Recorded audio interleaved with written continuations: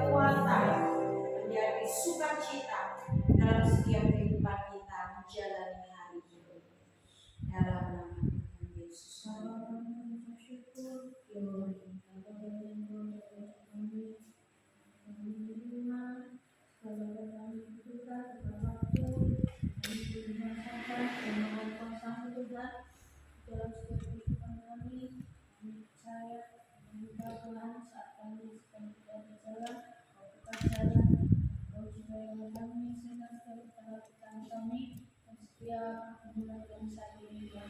Kami mengakui Tuhan bahwa Tuhan Yesus sudah bercampur percaya dalam setiap kehidupan kami bagi anak-anakmu yang percaya dan akan menikmati Tuhan kuasa mengalir bekerja di dalam kehidupan kami Tuhan. Terima kasih Tuhan Yesus, terima kasih kami sebentar akan mendengarkan firman Tuhan.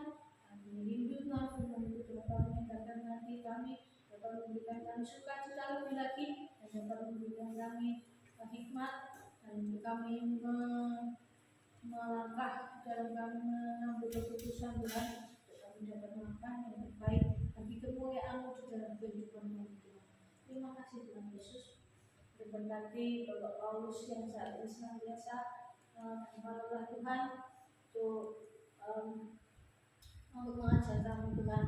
Tuhan berkati terlebih lagi di kehidupan beliau Tuhan, supaya kami percaya Tuhan Yesus sudah lebih memberkati segala perkara beliau dan kebutuhan Tuhan. Terima kasih Tuhan Yesus. Terima kasih. Dan di dalam nama Tuhan Yesus Kristus kami sudah berdoa dan kami mengucap syukur. Haleluya. Amin. Amin. Shalom. Shalom. Saya pindah ke sini supaya bebas. Kalau di situ bebas kegeru. Oh, ini bisa Kita pindah. lanjut ya. Doa pagi, ajarilah kami berdoa. Ajarlah kami berdoa. Ajarlah kami berdoa. Masih ajarlah kami berdoa. Merenungkan. Pendoa mengerti kehendak Tuhan. Pendoa mengerti perasaan Yesus. Pendoa mengerti pikiran Yesus. Jadi kehendak, perasaan, pikiran itu pribadi yang lengkap.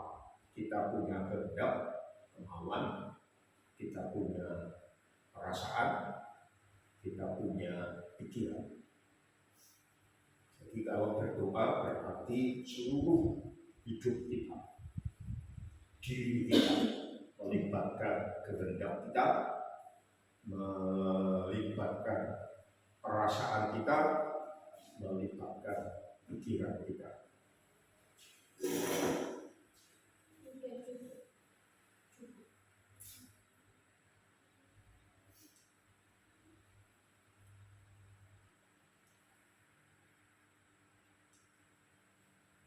Dasarnya saudara, berdoa mengerti pikiran Kristus. Dasarnya apa? 1 Korintus 2 ayat 11. Siapa gerangan di antara manusia yang tahu apa yang terdapat di dalam diri manusia selain roh manusia sendiri yang ada di dalam dia. Jadi pertama kali dalam firman Tuhan kita selalu melihat diri kita. Ya, kita tidak tahu apa yang terdapat di dalam diri teman kita, kecuali menebak.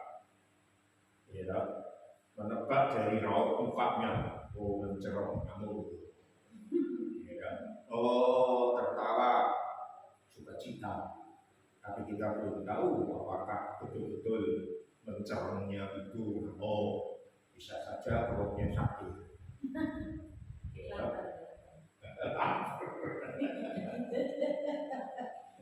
Wah, lapar ini. Tetapi roh manusia sendiri yang tahu. Jadi yang paling tahu diri saya ya roh saya. Ya. Pikiran kadang-kadang bisa meleset, tidak seperti yang tak pikirkan ya enggak, tidak seperti yang tak rasakan ya. Tetapi roh itu betul-betul bisa tahu kondisi hidup kita. Nah, berangkat dari pribadi kita, maka kemudian berpindah. Demikian adalah tidak ada orang yang tahu apa yang terdapat di dalam diri Allah selain Roh Allah. Nah, bagaimana kita tahu pikiran Yesus? Bagaimana kita tahu perasaan Yesus? Bagaimana kita tahu kehendak Yesus yang paling tepat? Harus berpegang pada ayat ini. Berarti yang paling tahu diri Allah itu adalah Roh Allah. Nah, timbul pertanyaan, nah bagaimana hubungannya supaya saya bisa tahu? Yang pertama jelas tahu Roh. Roh kita tahu siapa diri kita, yang bisa ditipu. Ya. Lalu kita berpikir bagaimana saya bisa tahu tentang Allah. Nah, ini ada jawabannya. Roh Allah yang paling tahu. Gitu. Nah, kalau begitu, rohku sudah tahu siapa diriku. Nah, untuk mengenal Allah, kehendaknya, perasaannya, pikirannya, berarti yang paling tahu ya Roh Allah. Berarti Roh Allah harus ada di dalam diriku. Kalau roh itu ada di dalam diriku, aku bisa tahu kehendaknya, perasaannya, pikirannya. Lalu ayat 12 menjawab, kita tidak menerima roh dunia, tetapi roh yang berasal dari Allah, supaya kita tahu. Nah, supaya kita bisa tahu tentang Allah, kehendaknya, pikirannya, perasaannya, maka kita harus punya roh yang dari Allah, bukan roh dunia. Ya, kita tidak menerima roh dunia. Puji Tuhan, saudara. Alkitab menegaskan kalau kita sudah percaya kepada Yesus,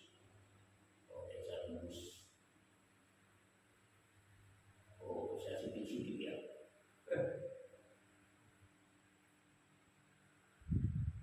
Harus bisa menembus itu. Nah, Tuhan sudah kasih tahu kita tidak menerima roh dunia, tapi roh yang berasal dari Allah. Ini ketegasan dari Tuhan. Jelas, bukan kita yang merasa, tetapi Tuhan yang memberi rohnya. Ya, kita tidak menerima roh dunia, tapi menerima roh yang berasal dari Allah. Jadi Allah dengan sengaja, dengan rencana yang indah memberi kepada kita, dan kita menerima roh yang berasal dari Allah. Kapan? Ketika kita lahir, ketika kita percaya, Roh Kudus berdiam di dalam hati kita. Yesus masuk dari siapa yang membuka, aku mengetuk pintu, siapa yang membuka, aku masuk. Roh Kudus berdiam, kita bait roh. Bait itu rumah roh. Berarti roh ada di dalam rumahnya. Rumahnya mana? Kita. Supaya kita tahu. Baik. Jadi kalau roh Allah sudah di dalam kita tahu. Tahu apa? Apa yang dikaruniakan Allah kepada kita. Ya, jadi apa saja yang dikaruniakan, yang diberikan Allah kepada kita. Itu dasarnya. Kenapa kita bisa mengerti pikiran, kehendak, dan perasaan Yesus? Karena kita menerima roh Allah. Dasarnya yang kedua, Roma 8 ayat 26. Demikian juga roh Kudus membantu kita dalam kelemahan kita. Kelemahan apa sih? Titik koma. Sebab kita tidak tahu bagaimana sebenarnya harus berdoa. Saudara sering nggak ngalami mau berdoa, aku berdoa apa ya? Bingung. Doa 1 sudah, doa 2 sudah, doa 3 sudah. Terus lagi doa kemana ya? Kehabisan bahan doa. Ya, jangankan jemaat biasa, saudara. Ini bukan untuk membandingkan ya, tetapi hanya dari pengalaman umum. Pendeta kan lebih sering baca Alkitab, lebih sering berdoa. Pendeta saja tidak jarang bingung, aku harus berdoa apa ini. Ya, lalu juga bingung ketika memanggil orang maju ke depan untuk didoakan. Memang sering dibisi, kamu untuk didoakan apa? Terus dia ngomong, Pak sakit dadaku, nah, didoakan. Tetapi kadang-kadang karena banyaknya yang maju, orang ngerti dan kita kondisi siji-siji balik soben. Nah, Roh Kudus memberitahu berdoa. Ya, sebab kita tidak tahu bagaimana sebenarnya harus berdoa, tetapi Roh sendiri, yaitu Roh Kudus yang ada dalam diri kita, berdoa untuk kita kepada Allah dengan keluhan-keluhan yang tidak terucapkan. Dan Allah yang menyelidiki hati nurani mengetahui maksud Roh itu, yaitu bahwa ia sesuai dengan kehendak Allah berdoa untuk orang-orang kudus. Karena Roh Allah ada di dalam kita, lalu kita nggak tahu berdoa apa, dia membantu kita. Ya, dan Allah menyelidiki hati nurani, berarti tahu persis pertama hati kita itu lagi sedang apa, gundah gulana, ya dong. Kan hati nurani itu yang paling murni, sudah nggak bisa dibujuk. Jadi Roh Allah tahu hati nurani. Hati nurani di sini adalah hati nurani manusia. Karena saya masih belum terlalu yakin Allah itu punya hati nurani seperti kita. Ya, memang dia punya hati. Hatinya penuh dengan kasih. Tetapi yang saya maksud dengan hati nurani itu kebanyakan menyinggung ke pribadi manusia. Ya, ini tiba-tiba saya dengar suara hati Tuhan berkata, salah kamu Paulus. Tuhan juga punya hati Tuhan.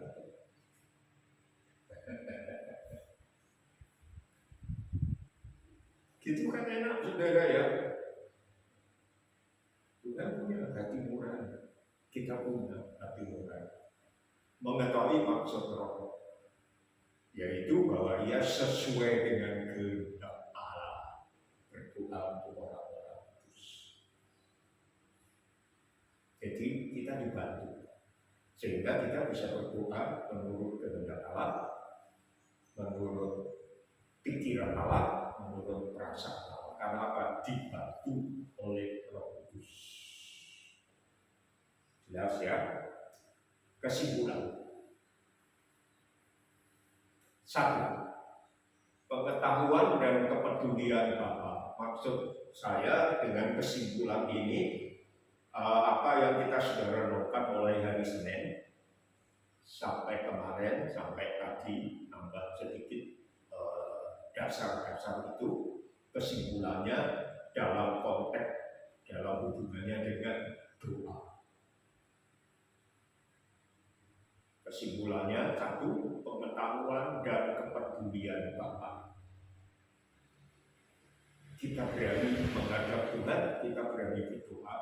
Kesimpulannya, karena 1 alasannya adalah karena Bapakmu mengetahui apa yang kamu perlukan sebelum kamu minta kepadanya. Jadi kita tidak perlu khawatir, apa ya, aku nggak ngerti harus berdoa apa, aku butuh ini. Sebelum kita minta, Bapak kita sudah tahu. Anak-anak kita kan juga seperti itu sudah. Kita mau perhatikan, sepatunya mau sebagainya, perlu sepatu kan. Orang tua pasti sudah tahu. sebelum anaknya minta. Itu orang tua yang baik. Tapi kalau orang tua yang nggak mau tahu bahwa anaknya sepatunya jebol, ya nggak ngerti. Nah, Bapak kita mengetahui apa yang kita perlukan sebelum kita minta.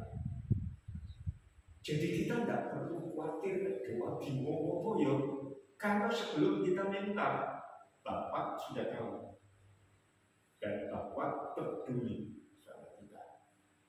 Sekalipun kita tidak minta atau belum tahu apa yang kita minta, tidak jarang Tuhan sudah menyediakan. Ingat ayat, apa yang belum pernah kita pikirkan, apa yang belum pernah kita minta, Tuhan sudah menyediakan. Ya, kenapa kita takut berdoa?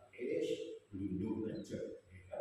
Karena apa? Bapak tahu, Bapak peduli. Pernah ada saudara berdoa begini, Tuhan aku sudah tahu harus apa, tapi aku datang kepada Dia Tuhan, mohon kasih kamu bilang. Pernah berdoa begitu? Saya. Jadi jangan takut saudara, pendeta saudara tidak sering gitu. Tapi kita mengandalkan Bapak kita, oh saudara tidak. Sehingga tidak jarang aku gundalu kopiste. Ya kan? Itu kesimpulan pertama. Kita bisa berdoa dengan berani, dengan baik, karena pengetahuan dan kepedulian Bapak. Bapak kita tidak pernah menolak kita. Yang kedua, kesimpulan, belajar dari Yesus. Dan apabila kamu berdoa, janganlah berdoa seperti orang munafik. Titik-titik itu ayatnya tidak ambil semua. Karena itu berdoalah demikian. Matius. Kita tidak ngerti. Ya itu kan prinsipnya, bukan harus isinya itu, bukan. Kita pasti nanti akan belajar. Anak sudah belajar oleh omanya, belajar doa Bapak tadi. Kita nggak mau ketinggalan, ya. Satu saat kita akan kupas itu doa Bapak tadi. Berdoalah demikian. Artinya Tuhan itu membimbing kita. Kamu tidak ngerti loh, jadi Roh Kudus membantu. Kamu tidak ngerti loh, berdoalah demikian. Jadi luar biasa. Allah kita, Bapak tahu peduli. Lalu Yesus bimbing kita berdoalah demikian. Ketika murid-murid berkata, Tuhan ajarilah kami berdoa seperti Yahya Pembaptis mengajar murid-muridnya. Nah, Tuhan berkata berdoalah demikian. Itu dasar atau belajar dari Yesus kesimpulan. Lalu Yesus menjadi pengantara kita. Jadi dia bukan hanya mengajar kita berdoa. Ibrani 7 ayat 25, karena itu ia sanggup juga menyelamatkan dengan sempurna semua orang yang oleh dia datang kepada Allah. Menyelamatkan dengan sempurna.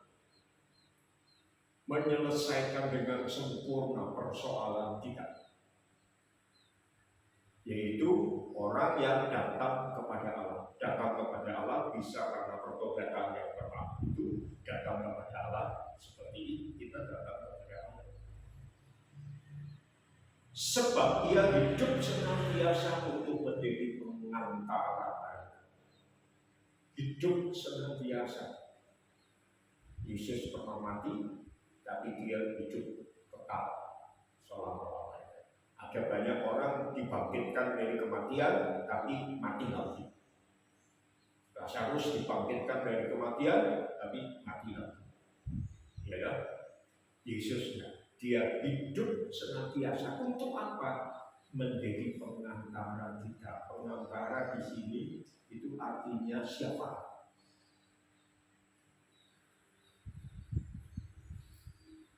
Jadi Roh Kudus berdoa untuk kita dengan penuh kesah. Yesus jadi pengantara. Bapak tahu tahu segala keperluan kita. Coba lihat, Bapak pribadi pertama tahu, peduli. Ya toh, sebelum kita minta, dia sudah tahu keperluan kita. Lalu Roh Kudus membantu kita berdoa. Yesus menjadi pengantara. Bayangkan saudara, kekuatan doa kita dibantu dan disupport, didukung oleh Allah Bapa, Yesus, Roh Kudus. Masih Yesus menjadi pengantara kita. Ibrani 9 ayat 24. Sebab Kristus bukan masuk ke dalam tempat kudus buatan tangan manusia yang hanya merupakan gambaran saja dari yang sebenarnya, tetapi ke dalam surga sendiri untuk menghadap hadirat Allah di sini Bapa, guna kepentingan kita.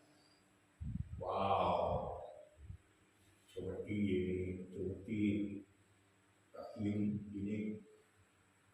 orang jambal dalam hati saya jambal, tetapi seolah-olah saya mengganti omongannya. Tuhan yang nyuruh kita kan, ya,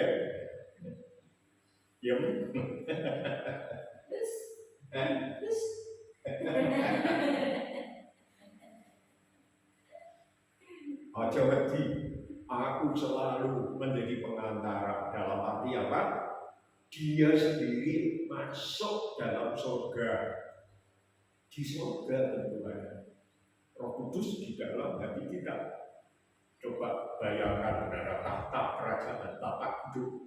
Yesus di surga menghadap hadirat Bapaknya untuk kepentingan kita, menjadi pengantara. Jadi Bapa tahu kebutuhan kita, ya, Dia akan memberi sebelum kita minta. Yesus menghadap lalu menjadi pengantara kita. Bapak, itu loh, hambamu Paulus butuh ini, tolong ya dibantu. Ini tak bela atas namaku, bukan atasnya nama Paulus, bukan namanya Paulus, namaku, pakai namanya dia. Berani tidak kita menjadi penjamin utang? Wah, ide saudara. Ya kan? Di Kudus itu ada satu keluarga tetangga, yang satu Kristen, yang satu tidak Kristen. Yang Kristen baik lagi, bersedia jadi penanggung utang. Tahu-tahu ini orang bayar, nah yang ditakdirkan yang penanggung. Wah, tek-tekan, habis ya, karena pinjamannya tidak tanggung-tanggung.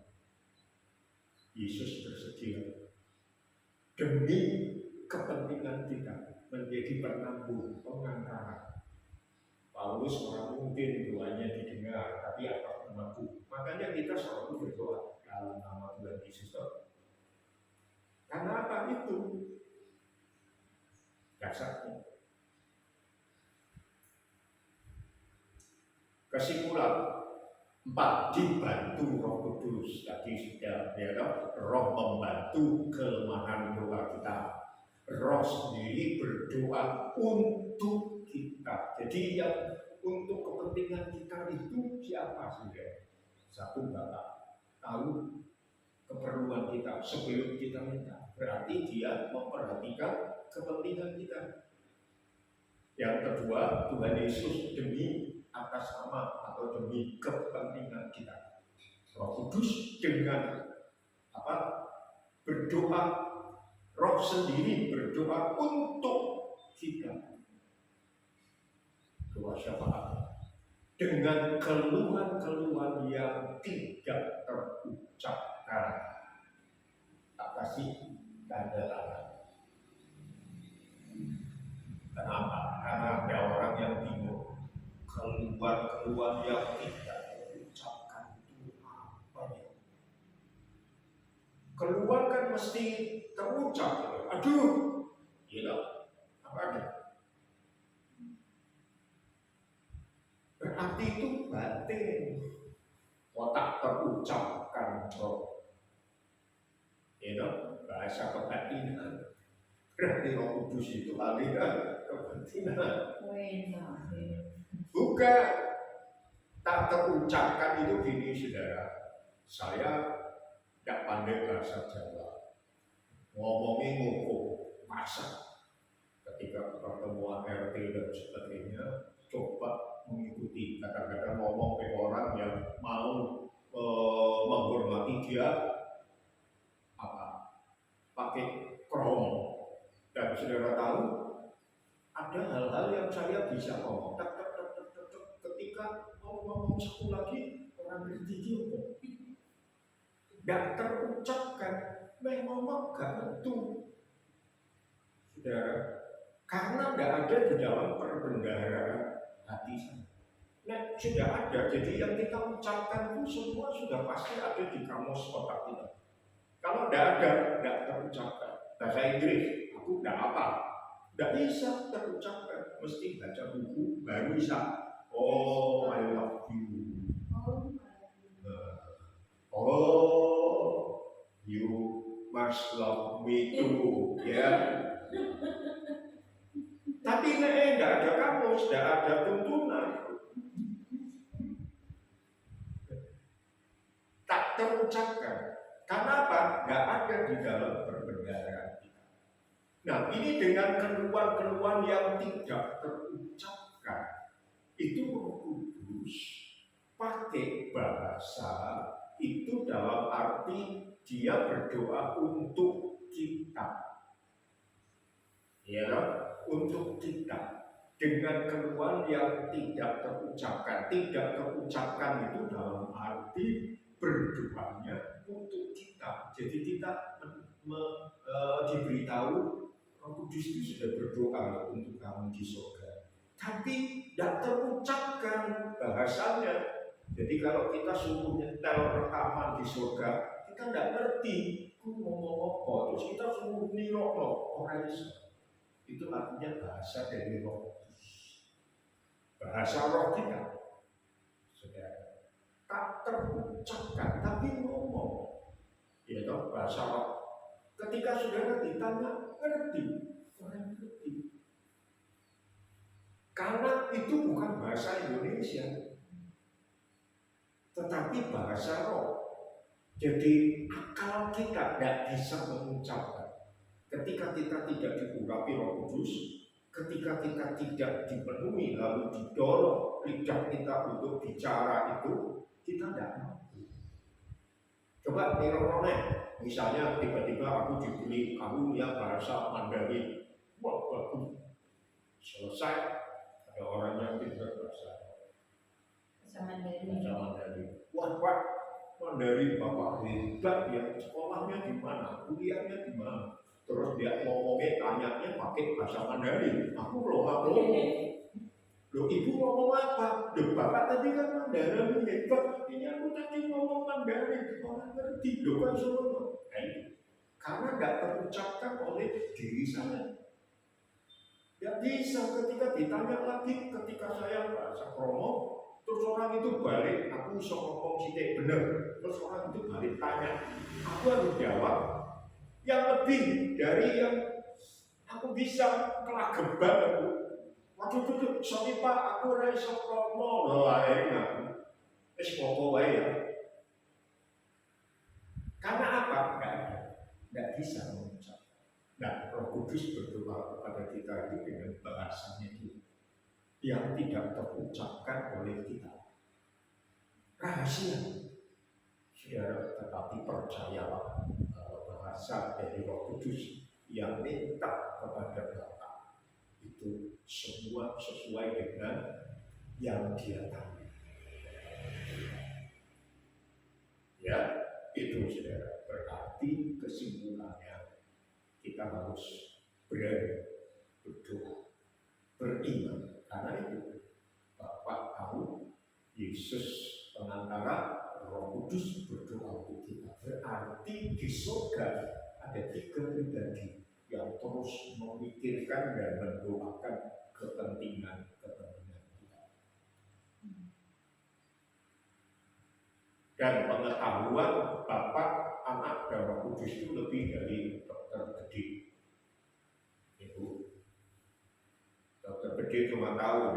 generasi 60, 40 itu tahunnya lebih dari itu dia nggak ngerti. Ya kan? Tapi tidak bapak anak dan ngerti melampaui semuanya. Jadi kadang-kadang kita lemah, jangan takut. Saja. Ini tim kita, Paulus Tabianto, Pratika DMW, itu merek mobil sudah, tandingannya BMW.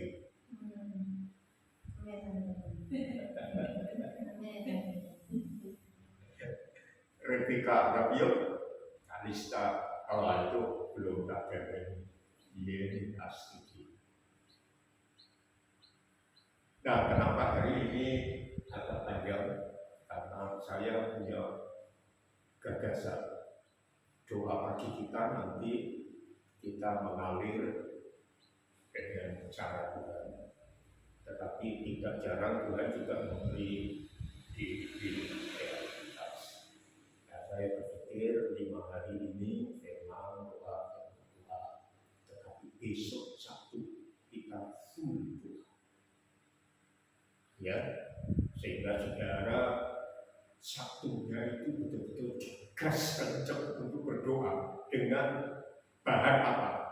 Itu renungan 5 hari itu sudah memberi kita dasar info itu doa ya. Nah, Sabtunya kita gas doa-doa. Jadi apapun yang menjadi kerinduan saudara yang perlu diungkapkan, besok saudara ambil waktu. Ya memang dipimpin oleh saya itu tidak punya karunia menyanyi, memuji dan menyembah. Ya, kalau menyanyi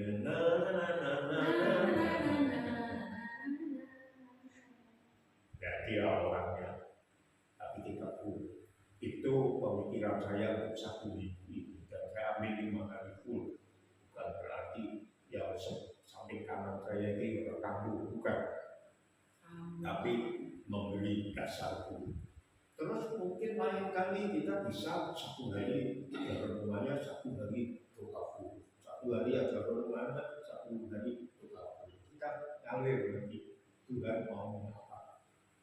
Ya, tetapi Tuhan memberi gagasan-gagasan.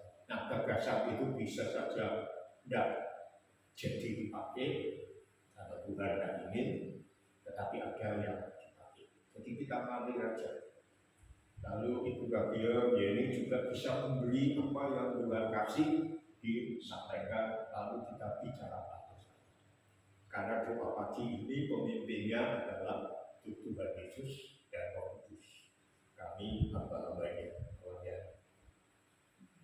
Nah, karena pemimpinnya Tuhan Yesus dan Roh Kudus, kita semua punya hubungan roh Allah ada di dalam diri kita masing-masing, tahu hatinya Tuhan, maka dari roh Allah yang ada di dalam diri kita masing-masing bisa saling melengkapi. Gitu ya.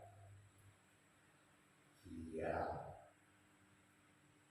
Ya pepek doanya full besok, bukan berarti aku terus boleh menghabisi. Padahal itu entek tapi tidak apa-apa. Tapi yang saya sampaikan ini jadi tidak nanggung gitu. Hari ini full sudah. Andai kata motor itu bahan bakarnya sudah full. Nah, kita tidak tegas mau kecepatan berapa. Besok arena balap, arena doa. Maka dia puji Tuhan. Monggo Mbak.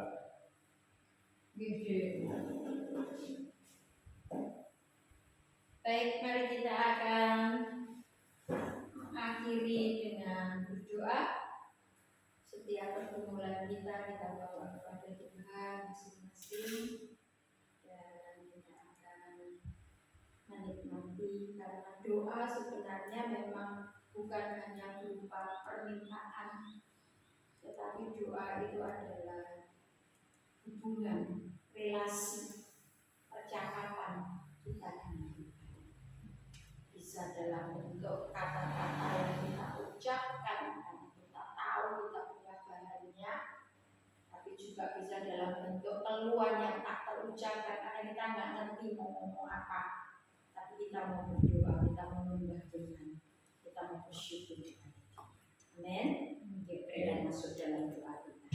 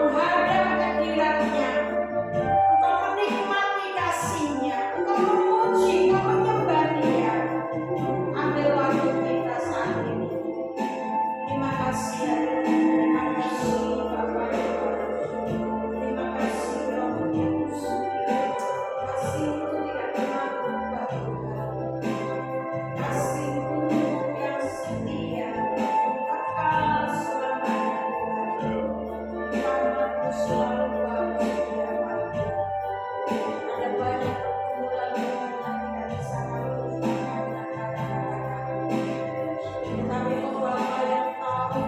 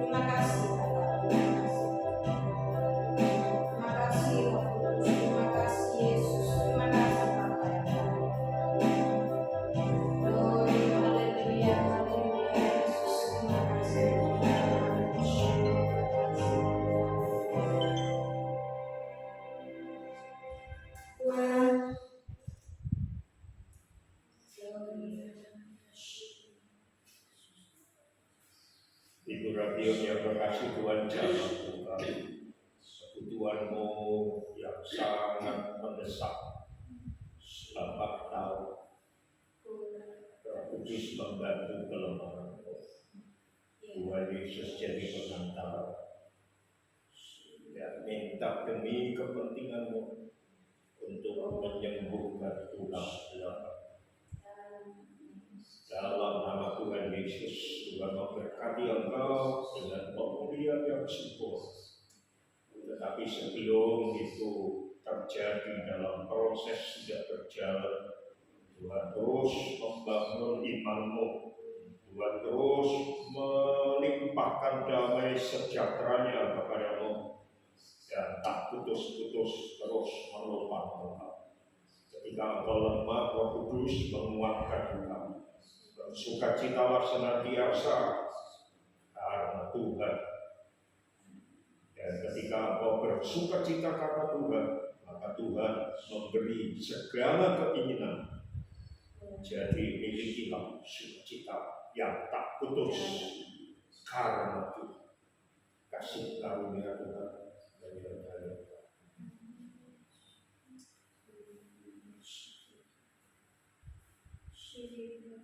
Ini yang kami kasihi, Tuhan menyertai engkau dan tahu persis apa yang engkau perlukan sebelum engkau minta. Bahkan ketika engkau tidak mengerti prioritas keperluanmu, maka Tuhan tahu dan sudah menyediakannya bagimu. Sekarang kami berdoa memberkati keluargamu secara khusus. Suamimu Susetio, Tuhan menjamah. Susetio, setia kesetiaan yang sangat indah. Kiranya Tuhan akan mengaruniakan iman kepada suamimu di dalam nama Yesus Kristus. Membuka hatinya satu saat sesuai dengan waktu Tuhan. Tuhan memberkati anakmu Aditya untuk bertumbuh terus semakin baik, semakin dewasa, dan juga menganugerahkan iman untuk dapat menerima Yesus sebagai Juru Selamatnya dan Tuhan. Sehingga engkau beserta seluruh isi rumah tanggamu akan menikmati keselamatan yang sudah disediakan di dalam Yesus Kristus. Tuhan menopang engkau dan memberi yang terbaik. Pekerjaan apapun itu bentuknya adalah bentuk yang paling indah, yang paling sempurna, dan nama Tuhan dipermuliakan dalam hidup. Tuhan memberkati engkau. Suami istri yang diberkati Tuhan, Tuhan memberkati kita. Amin. Dengan segala kasih karunia-Nya yang hebat. Paulus dan Ruth, engkau hamba Tuhan yang dikasihi Tuhan. Berjalanlah menurut pimpinan Roh Kudus. Jemaat ini akan bertumbuh dan mulai memanifestasikan kehadiran Tuhan. Jemaat-jemaat akan aktif. Roh Kudus akan terus memperlengkapi sehingga kalian berdua akan dapat menjadi hamba yang melayani dengan lebih baik. Kekuatan, penghiburan, kasih karunia Tuhan menyertai bersama. Haleluya, kasih karunia Tuhan melengkapi sempurna. Amin. Saudaraku, Tuhan memberkati, mempersiapkan kita berempat untuk besok masuk di dalam doa yang digaspol di hadapan Tuhan. Amin. Dengan dasar iman kepada firman Tuhan, berdoa menurut firman-Nya, menurut kehendak-Nya, menurut perasaan Yesus, menurut pikiran Yesus, dan memandang sumber kekuatan doa kita di dalam Bapa, di dalam Yesus Kristus, dan di dalam Roh Kudus yang terus-menerus memikirkan kepada kepentingan kita bersama dengan serius di surga. Apa yang terjadi di surga akan terjadi di dunia. Apa yang terjadi di surga akan terjadi di dalam hidup kita masing-masing. Sehingga surga itu sudah kita nikmati ketika kita hidup di dunia. Amin. Tuhan menyertai kita bersama. Sekarang marilah kita pulang dengan sukacita. Besok kita kembali lagi dengan doa-doa siapa kita siap. Harus semuanya minta bantuan Roh Kudus, Yesus dan Bapa.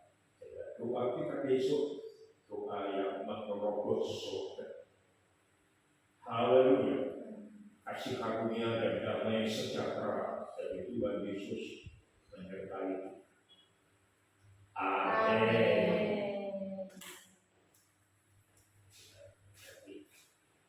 Tuhan memberkati, Tuhan memberkati, Tuhan memberkati.